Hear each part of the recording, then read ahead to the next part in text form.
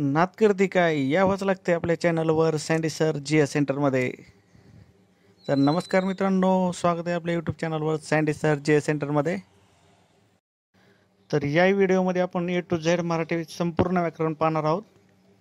पहिला पार्ट आपण केलेला आहे अपडेट, तो आपल्या डिस्क्रिप्शन बॉक्समध्ये मिळेल तुम्हाला. तर वारंवार विचारले जाणारे जे प्रश्न आहेत आतापर्यंत, तलाठी असेल, पोलीस भरती असेल, ग्रामसेवक असेल, सरळ सेवा भरती असेल, इतर काही भरती, कृषी सेवक असेल, तर या ज्या ज्या परीक्षा झाल्या त्यात सर्वांना आलेले प्रश्न हे आता आपण पाहणार आहोत. तर आपला पार्ट दुसरा आहे हा. तर चला तर मग आपण सुरू. प्रश्न क्रमांक 25. चंद्र व जग या शब्दातील पहिली व्यंजने कोणत्या प्रकारात मोडतात? अ औष्ट्य, ब तालव्य, क कंठ्य, ड दंत तालव्य. याचे उत्तर क्रमांक आहे ब तालव्य. प्रश्न क्रमांक 26. श, श, स या वर्णांना काय म्हणतात? अ उष्मे, ब कठोर वर्ण, क ध्वनी, ड अनुनासिके. तर याचे उत्तर क्रमांक आहे अ उष्मे. प्रश्न क्रमांक 27. अम, आहा या वर्णाचा प्रकार खालीलपैकी कोणता आहे? अ स्वर, ब व्यंजन, क स्वरादी, ड अनुनासिक. तर याचे उत्तर क्रमांक आहे क स्वरादी. प्रश्न क्रमांक 28. ह मिसळून झालेल्या वर्णांना काय म्हणतात?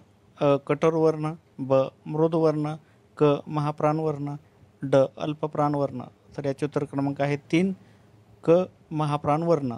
प्रश्न क्रमांक 29.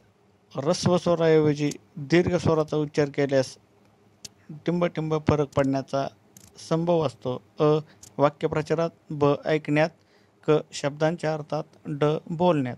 तर याचे उत्तर क्रमांक आहे क शब्दांच्या अर्थात. प्रश्न क्रमांक 30. अक्षर म्हणजे काय व अर्थ सांगा? अ अंक, ब तोंडावाटे निघणारे ध्वनी, क नष्ट न होणारे, ड यापैकी नाही. तर याचे उत्तर क्रमांक आहे क नष्ट न होणारे.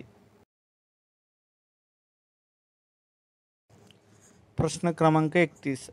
आपल्या ध्वनीच्या किंवा आवाजाच्या खुणांना काय म्हणतात? अ मुळाक्षरे, ब स्वर, क वर्ण, ड अक्षरे. तर याचे उत्तर पर्याय आहे क वर्ण. प्रश्न क्रमांक 32. र या व्यंजनाची जोडाक्षर लिहिण्याची किती पद्धत आहे? अ 2, ब 1, क 3, ड 4. तर याचे उत्तर पर्याय आहे ड 4. प्रश्न क्रमांक 33. राम वनात जातो या वाक्यात एकूण किती मूलध्वनी आहेत?